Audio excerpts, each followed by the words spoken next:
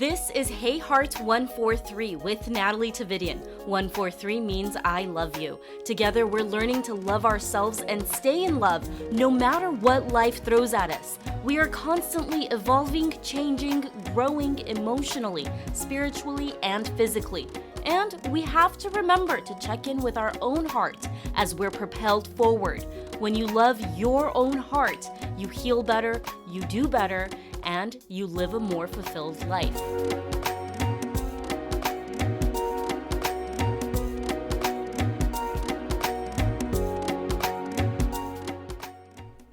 Welcome back to Hey Heart 143. I'm Natalie Tavidian. Thank you for tuning in today. Thank you for listening to Hey Heart 143. Before I dive into this week's episode, I am super excited to announce that the first Hey Heart 143 self-love event is going to take place in Burbank, California on October 12th at 10 o'clock in the morning. It'll be going on for a couple of hours, and I'm calling this the Gathering of Heart Love, guided by sacred sound and healing breath. And by sacred sound, I mean a sound bath. Harpreet, who is a graduate of the healer training that I'm doing right now, she is going to come in. She is a certified sound bath expert. She will soon be teaching sound baths also, and she's going to do a healing sound bath. She's also a Kundalini yoga instructor and is going to do some heart-opening exercises. I will be there to facilitate the healing breath and teach you guys about that. So come in and breathe into self-love. I'll have more information on heyheart143.com. It's going to be at it's called My Creative Space, and a dear friend of mine owns that studio, and that's at 2019 North Lincoln in Burbank. Again, 10 a.m. Saturday, October 12th. Bring a yoga mat and a blanket and yourself. You don't have to have any experience to do this class. We'll have some networking after all the meditation and talk about what you got from it, and Harpreet and I will be there to hold space for you. Super, super pumped for this event. This week I'm talking to an old friend of mine who I call more like a sister. You know, one of those people you meet in your life and you know you're going to be friends for a very, very long time, but because of distance you don't see them all the time. But when you do reconnect, it's like you were just together yesterday. So we're going to be talking to Karla Fish. I met Karla when I was an intern in Sacramento back in 2010. Right after graduating college, I moved to Sacramento for a little bit, and I did the UC Center in Sacramento Public Policy and Journalism program. I was covering politics and running to the Capitol building and interviewing lawmakers. And in the midst of all that, I was living in the house, and she happened to be one of the housemates. And the minute I met her, there was something so, I don't even know how to put this into words, but it was like one of those, hey, we go way back, don't we? I've known you in a past life, haven't I? So Karla was so optimistic, so positive. I was like, what has this girl been through? The more I got to know her, I realized she has been through some real mud in her life.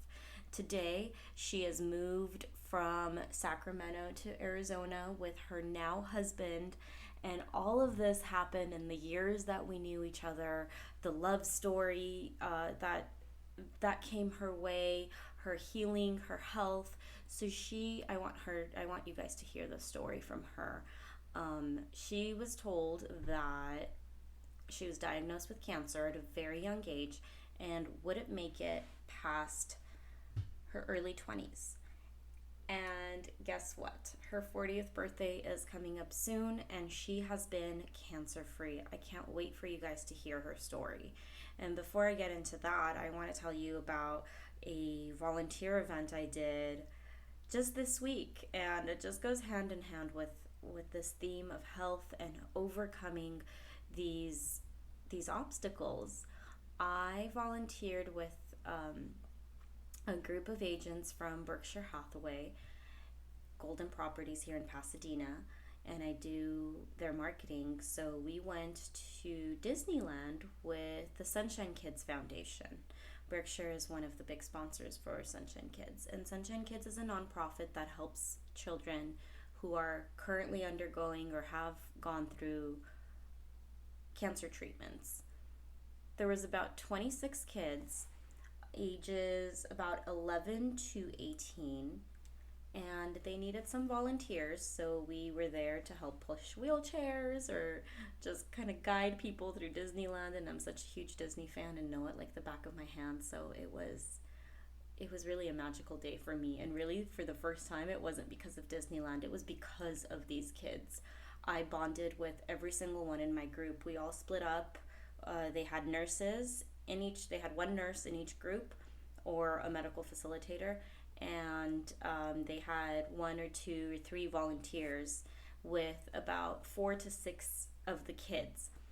So we really, really got to know these children. And one of the young girls, she had so much fire and passion in her, and she is currently undergoing treatment. And she was like, "You guys, I have a new spine, and I'm so excited for this, and I'm going to go on every single ride, and I like doing things that scare me." And to just see this magical day through the eyes of these children who were dealing with this added layer of mud in their life was,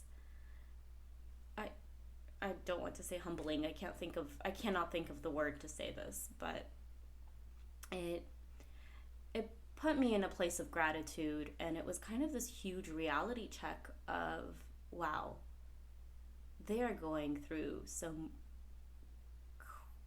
real mud, some crap, and look at the joy in their face. Look at the beauty that's come from this organization. So it was just a magical day, and it's a story that I wanted to share with you guys.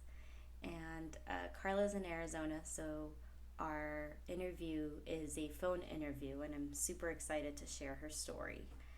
Take a listen to our conversation.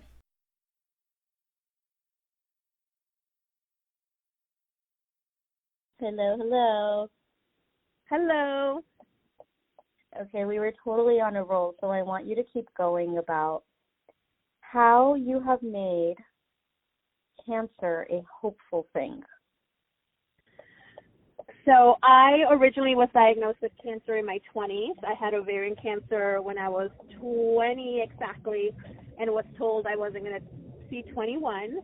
And I turned 40 this year, which is amazing. So I had it again when I was 25, and then unfortunately I had uterine cancer almost 3 years ago. And you know, I know that you and I know each other, and I'm always trying to be positive and trying to turn it around, and a lot of that has come from my faith. But I really think I want to really change the conversation of cancer. I want to turn it around on that bully named cancer. I want to say that I think that if we change the negative conversation and the negative connotation of cancer, yes, it's a scary thing. There's no cure. You're not sure. There's all these unknowns.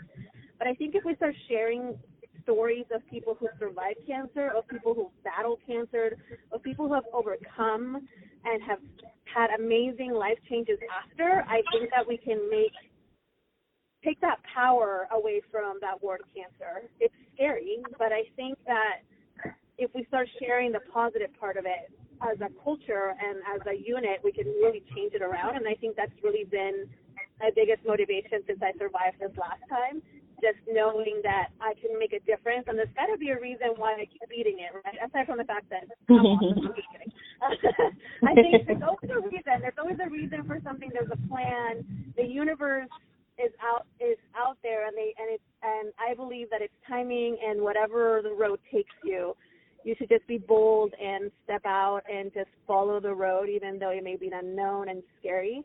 But for me, the only reason why I've been able to make it positive is because I've survived 3 times, and I keep asking myself, what can I do what is the reason that I'm here? What impact can I make? However many years I've left, whether or not, cancer comes back or not, I don't worry about those things anymore. Now I worry about who can I help? Who can I tell my story to? Who can I encourage and tell them, no sister, no friend, no coworker, no more women are going to be found at stage 4 of cancer being told that they can't do anything else, being told that they can never have children again like I was. I want people to know what to look for. I want people to know that it shouldn't be something they should be ashamed of to talk about or to ask questions about. I'm just feel weirdly empowered by this disease, honestly. Mm-hmm. And like I told you earlier, I just feel like when I was diagnosed the first time, I kept telling myself, even on the bad days and even when I went through chemo and radiation, like, I am never going to be dying of cancer. That's my choice. If cancer may have taken my ovaries and my uterus and my ability to have natural children, or biological children, but it's not going to take my choice of choosing how I live my life. And I've decided that I'm someone that lives with cancer. That's my truth. That is my story. And for the rest of my life, I'm going to be someone that lives with cancer or lives with cancer. I'm never going to be dying of that. I'm never going to let that disease take over me. I love that. But how was that like at the age of 20 when you were told, oh, this is not good, this is really bad, and you're so young? What was that like emotionally? Honestly, at that time in my life, I was very numb. I had just lost my daughter, and that's the reason why they found the cancer, because they were trying to figure out why she passed away so early on. And they found out that I had cancer the whole time I was pregnant. And so at that time, I was so numb. I felt the whole world was already collapsing on top of me, that was just kind of icing on the cake. I think in that moment, I thought, oh, okay, well, what else? What else can you take from me? Like, what else? I mean, it sounds ridiculous when I think about it now because I'm such a different person than that 20-year-old, but I felt hopeless. I felt like someone was out to get me. I felt like maybe some of the bad actions when I was a teenager or choices I had made before in my life had come now to get me. And it was very scary. I believed what the doctor said because, he's a doctor. I'm assuming he has the knowledge to know. He didn't have a good bedside manner either, so he basically just said, you're not going to make 21. No matter what we do, no matter what treatment you take. Wow. And here you are turning 40 this year. I know. Or 29 right? for the 11th time. Yes, Natalie, no, I'm always going to be turning 29 forever. Well, you look it, girl. Thank you. I had no idea that losing your child was the reason you found out about the disease. And that's the silver lining, I think, now in my young age of 29, I'm just kidding, of 39, I look at it and I'm able to talk about her without crying. I'm able to think and see she saved my life. She really did. If she hadn't passed, we would have never found out I had cancer. I would have never had the treatment that saved my life. And I wouldn't be having this conversation with you and enjoying the life that I have now. And I have to find a way to deal with her death, which I have. And the biggest silver lining for me is that she saved me. Wow, that she was your angel. Absolutely. I mean, of course, as a mother, you're like, I'll trade places with her any moment, right? But at the same time, everything happens for a reason. I was in a really bad marriage at the time of my life. I'm no longer in that marriage. I'm in an amazing marriage now with a great man that I know was made specifically for me and was totally worth the wait and all the pain that I've gone through. But in that time, it was just a bad situation. And I think that if she had survived, I probably would still be in that bad situation. Mhm. And so I always try to look at this silver lining. And he was with you during the very last time you were diagnosed. My current husband, yes. Yeah. What was that like, having that partner with you through it? Oh, man. I'm going to try not to get emotional. I told myself I wasn't getting emotional, but we had been together then 2 years. And we had been married, I think, a little bit over 1. and having to have conversations with your brand new husband that you're just getting to know about not having children, about your options as far as whether or not he's open to adoption or not, because, not everybody is, and then having discussions about what happens if I don't survive it. What are my wishes for funeral arrangements, and what are my wishes for life insurance? Do we have life insurance? What do we do? What happens if it doesn't go right this time? And those are really hard conversations to have in general, but can you imagine having a conversation with someone that you just married, that you just swore you would spend the rest of your life with, and now fatality is in your face? It was really hard for me. I didn't want him to go through that. For a long time, I stayed single because I knew that at any time cancer could always come back. I do have the cancer gene. I've done a lot of testing for that, and I stayed single because I didn't want to put anyone through that. But Wayne was just different. When I met him, I just knew he was it, and he was my rock, man. He never cried. He never looked scared. He just, he was just there for me. He would bathe me when I needed to be bathed. I was hemorrhaging for a long time. He would clean up, even though he has OCD, and he encouraged me that it didn't matter, that not having children didn't make us less of a family, that nothing changes for him. He was with me when I had all of my diagnosis testing. He was with me when I had my surgery. I can't imagine being on his side of it and wondering if your spouse is going to make it. So I always tell him, I'm not the only cancer survivor. We survived this together. And I think that's important for people's families who are going through this, who have gone through this, to know that they are cancer survivors as well. It affects everybody, your family, your spouse, your siblings, the community you're in, the people you work with. Everybody goes through it with you. And really, it's such a common disease now that everybody knows somebody or of somebody that has battled it. It's insane how many families are affected by it. What did that make, or did that make your relationship stronger, would you say, kind of going into your marriage with dealing with all this real life mud? I think that it's definitely made us stronger. I never thought I could love anyone more than I loved Dwayne before cancer. And I love him in such a different way. And I love him in I can't even put words to it, honestly. I just think now when we have tough times, because all couples do, right?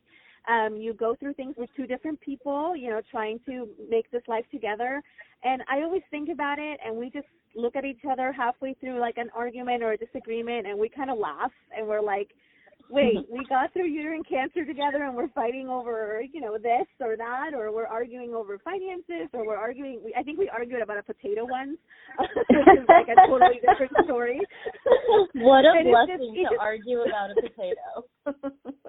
I mean, if that's the worst thing that we argue about, right? Bring it on. Going on, that's good. Exactly.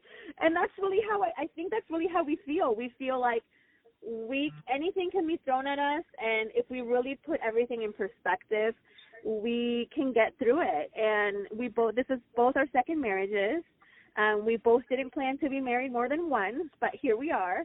And it's wonderful. And it's wonderful to have a partner. It's wonderful to feel like I don't need him and he doesn't need me, but we choose each other anyway, every morning, every day.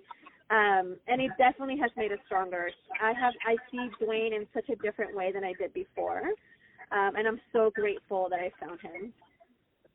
Karla, have you connected with other women that have been through what you've been through and shared your story? And what have you seen sharing your story do for them?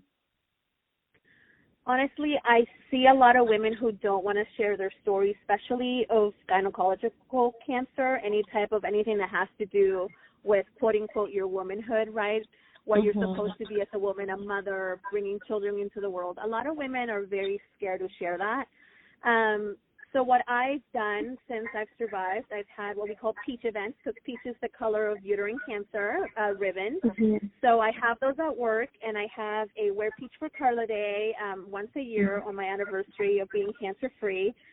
And what I've seen is people really start to open up to me. Like I just had one at my job last week on 9/11, and I had a little table, and I just had information to give out. I wasn't planning on sharing my story. I did have free cake, because you can always have to have free cake. Always have free cake. You want a good event, have free cake. So Are you still I had a lot of people. Oh, yeah. You know it. You know it. So people would come to the table. I would give them information. And it started with one lady who said to me, my friend just passed away from uterine cancer a year ago, and I've never heard anyone share their story or raise awareness. And I said, I'm so sorry about your friend. We hugged. I told her my story. And you know what she said to me, Natalie? She said to me, even though my friend passed away, I've never gone to get checked out and make sure I'm okay. Wow. And she said to me, I'm going to go now because this symptom cards that I had passed out, she said that she looked at those and some of those had come up for her. So you really encouraged her to go get looked at. And I think it's so amazing to see that she lost her friend, and you would think that would trigger something in her to put herself first, but it didn't.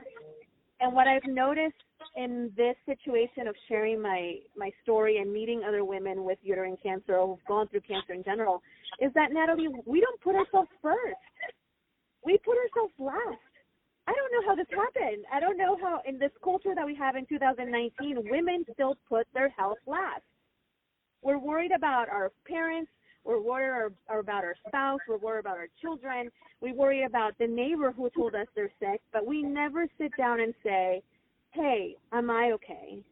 And I think that is what's so powerful about your podcast and why I'm so proud of you is that you're making such a great point of you need to put you first. You need to check with your heart says to say, hey, heart, am I okay? It's the same thing with your body. We need to put ourselves first because if we're sick and if we are the rock of our families like we usually are as women, what happens if we're gone? Take care of us. Put us first. And that is really the message that I try to put out there. And that's really the biggest thing I've noticed, Natalie, that women do not put themselves first. And it really hurts my heart because I think we're so important to our family union and to this world and to our communities that we need to make sure we're okay. Oh, I love that. It's not just about, mental health or how you are when you're in a relationship or your fitness. It's everything. It's focusing on your health, on all aspects of life. Like, I cannot agree with that more. It's really opened my eyes to find myself in a place where I've always stayed away from having a relationship with women. I always thought it was super dramatic, etc. And now I'm in this position where I feel like I won my sisters. I want to be empowered. I want to sit next to someone and say, hey, are you okay? Have you checked on yourself today? Have you checked on how you're feeling, on how you're doing physically and emotionally? It's so empowering to know that people reach out to me and share their stories with me when I'm just a normal person. I'm not a celebrity. I don't do anything out of the ordinary. I'm a claims adjuster, like the nerdiest job on earth. But I'm just very open now in my almost 40s where all I can be is Karla, and this is who I am now. I want to share. I want to raise awareness. I want to tell women that it's okay to prioritize yourself. It's okay to share your stories. It's okay to tell people to take care of themselves. All those things are okay. I don't know where we lost that, but that's what I've really learned, that somehow, somewhere, we have lost our sense of self because we put others first. So can people find these flyers you pass out, or how can people get involved in Wear Peach for Karla Day and other things? So I work hand in hand with an actual nonprofit. They're called the Peach Project.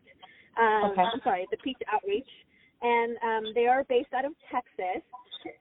I met them originally when I made a post about having my uterine cancer. I literally just put hashtag Peach Outreach. I didn't know about them, and they reached out to me, and they were like, we love your story and tell us about what you're doing. And I told them about my event, and they send me all the goodies to pass out at my events, which is great. So they have symptom cards.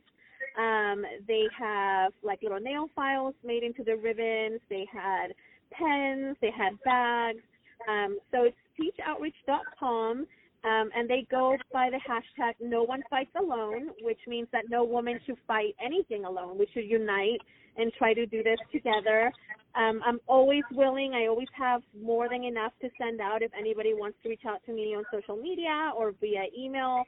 But as far as my events, I usually have one on March 23rd where if you wear peach, you can take a picture, post it online, and do hashtag IWearPeachForKarla. And usually I find a company or a small business who will donate $1 for every person that uses the hashtag on that day, and we donate that to uterine cancer research directly to the Peach Outreach Group, so that we can try to find a cure and try to just find a voice for this disease. I love everything you're doing. Karla, tell everyone where they can find you, your social media. So my social media, I am on Instagram as Mrs. Karla Fish because I love being married and I'm super cheesy that way. So it's MRSKARLAFISH. I do have a shared Facebook with my husband, so that might be a little bit more cheesy if you do look me up on Facebook, and it is under DK Fish. So it's D as in David, K as in Karla, and then Fish. But, a lot of the things that I share there is mostly me. My husband doesn't really care for social media. That's just not who he is. But he's so cool, though. You know what he does, Natalie? I keep forgetting to tell you this. Ovarian cancer is teal, right? And every September is Women's Cancer Awareness Month, right? And then breast cancer you have for October. So what he does every September since he's met me, he dyes his hair teal. Oh, my goodness. I love that. Good, Dwayne. And Natalie, Dwayne, he's very low-key. He's very introverted. He doesn't like attention. And then very quiet. Every day in September, he has bright teal hair. And it's amazing. And people ask him, like, oh, I love your hair. And he goes, well, actually, it's for ovarian cancer awareness. And he tells my story. And I'm just like, this is amazing. The fact that I can see him be this person totally out of his comfort zone to raise awareness and to understand how it impacted us in such a way that he wants to do that. Like, I don't even have words for that. It's so great. Wow. I love it. Go Dwayne. Yeah, right? I love it. You're going to have to send me a photo for me to post with the blog on this episode. Oh, my God, I will. I'm so excited. I'm so happy you're letting me share, just positivity. I just think that cancer just needs to stop bullying us, and if we just bully him back and just be positive about it, we can get through this together. And even if we lose the battle, you know what? As long as you fight the battle, that's what matters. And as long as you made a difference and you are able to stand up and say, no, I'm going to fight, it's fine. Like everything, that's the point. You stand up and fight no matter what the doctor tells you. Because if I hadn't, he told me not to have any treatment when I was 20. And look at me now. Wow. Cancer-free for 3 years now? Almost 3 years on March 23rd, 2020. I'm so excited. I just can't believe it. But, they always tell you, wait until you're 5 years. 5 years is really when you're clear. Before the 5 years, it can come back in any form. But at the end of the day, I'm positive, and I am willing and able to fight this again and win again because I'm a savage. And I just feel like I'm so empowered by, I think it's just one of those things where I'm just that personality type. When you tell me I can't do something, I'm going to do it. I'm going to prove you wrong. And I feel like I look at cancer the same way. I love that. Well, clearly, you're turning 40 this year, and that's just such a beautiful story. Thank you for sharing it, Karla. Is there anything I missed? Anything more you wanted to mention? No, just the power of being united as women, and put yourself first. But aside from that, that's really my biggest message. Check yourself out first, and then you can be there for everybody else. Well, I love you, my soul sister. Thank you so much for calling in from Arizona. Thank you for having me. and coming on Hey Heart 143. I've missed you too. Thank you all again for tuning in. If you feel compelled to share this with somebody who needs some inspiration for any reason in their life, please forward this podcast to them. And if you feel inclined to, I would love it if you head over to iTunes and give Hey Heart 143 a thumbs up, a review. If you type up a review, the more reviews I get, the higher the chances are of people finding this podcast and hearing these inspiring stories. Have a lovely rest of your week, or weekend, wherever you're headed. And remember, 143 means I love you. Tell your own heart I love you.